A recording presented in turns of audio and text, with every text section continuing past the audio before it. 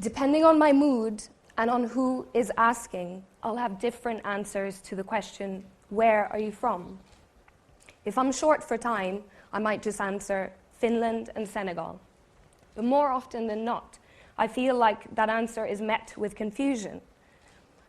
They might say, where are you really from? Or, aren't Finnish people meant to be blonde with blue eyes? Well, clearly not, I'll respond. I am what some people call a third culture kid, a TCK. And third culture kids are people who have grown up the majority of their life in a culture other than their own. And they tend to mix and merge their birth culture with their adopted culture to create one of their own. In my case, I was born in one country, moved to another, and I've cherry-picked aspects from each to create my own culture. But what is culture? Culture is described as a combination of the way we act, how we speak, how we dress, and what we eat. Culture is passed down through generations, and it's formed through our peers. Culture doesn't come to us instinctively. It's an amalgamation of patterns of behaviors, beliefs, and values. But what happens when the lines of culture are blurred? My story goes like this. My mother is Finnish, my father is Senegalese. I grew up in Finland, Luxembourg, Belgium, and I now live in London. But I don't feel very Finnish, Luxembourgish, Belgian, British, nor do I feel very Senegalese. But I carry each of those countries with me, and they all created me. But whenever I feel like I need to explain or prove my origins to people, I find myself skewing parts of my identity and omitting parts of me to make myself seem more palatable, more easily digestible, more understandable to others. And I don't do it to seem disingenuous. I just don't want to stand out or come across as aloof. So sometimes a simple answer of, we moved around a lot when I was a kid, is all I can manage. But instead of asking, where are you from? I much prefer the question, where do you feel most at home?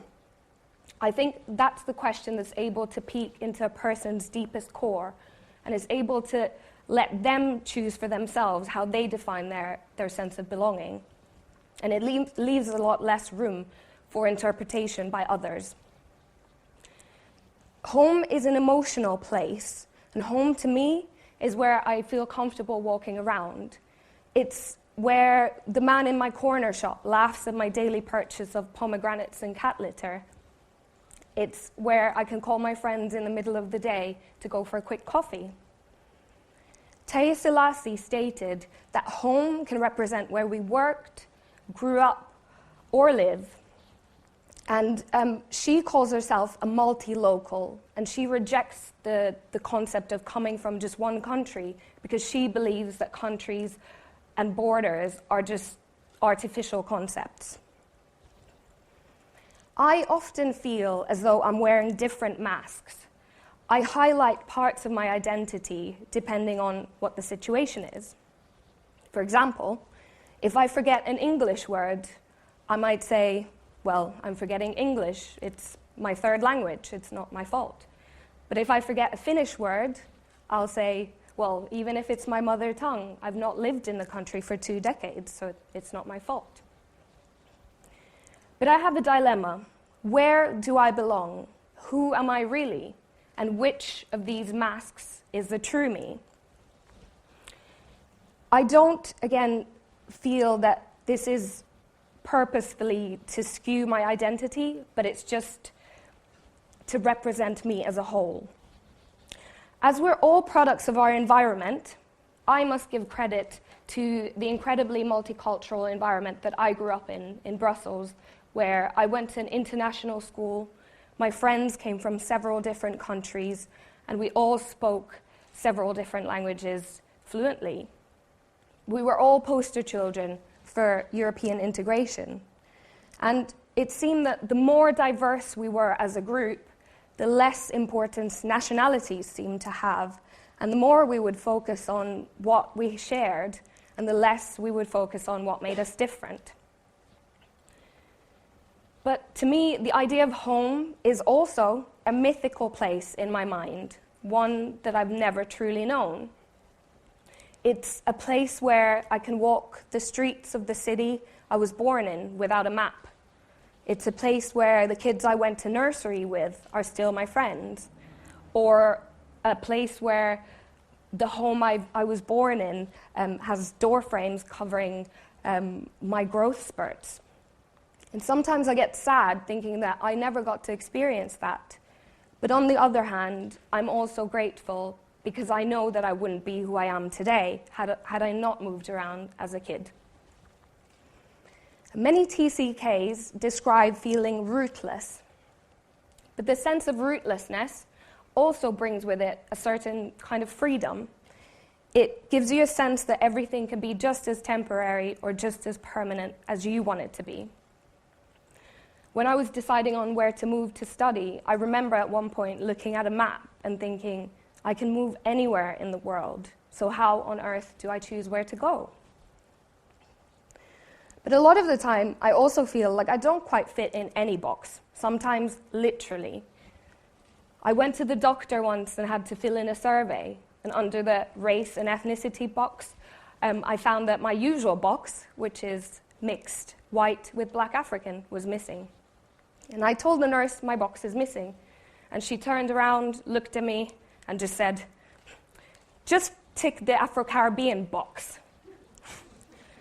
Perhaps I was reading far too much into the symbolism of the whole situation, but I'd never felt more concretely before that there was no box for me. I believe that TCKs are unique people who are able to adapt and become part of multiple cultures. I return back to the masks that we wear. They're not to come across as disingenuous, but they represent a storyboard of all that we are, and it represents our multifaceted identities. But as a TCK, I'm also aware of the many privileges I have. I've had opportunities handed to me. I've had the privilege of speaking several languages fluently. I also have a decreased sense of space.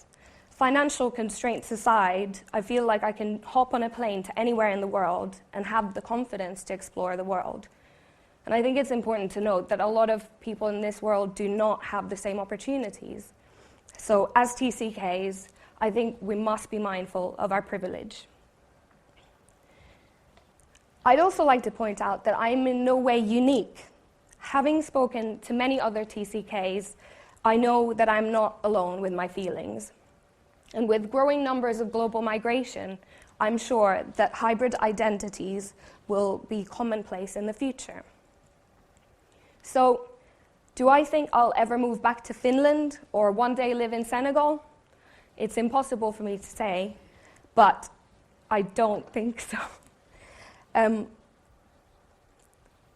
For me, it's easier to feel like a foreigner in a foreign country than to feel like a foreigner in a country I'm supposed to call my own. I think finding my own place in this world will be a lifelong journey.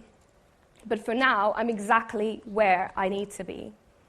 I am black, I am Finnish, I am Senegalese, I am a Londoner, an ex-Bruxelloise, I'm a partner, a daughter, a sister, and an auntie. And those are just some of the many masks I wear. And they all represent different aspects of me, but they all make up me. As cliched as it may sound, I genuinely feel like the world is my oyster, and the options for the kind of life I want to carve out for my family are limitless. And I hope with Brexit and the current political climate in the world that young people will still be able to thrive and continue to explore the world. And I hope that borders will remain irrelevant, wall-less, near imaginary concepts. And I genuinely believe that exploring the world and living among different cultures enriches your life, and I would very much encourage everyone to do the same if you can. Thank you.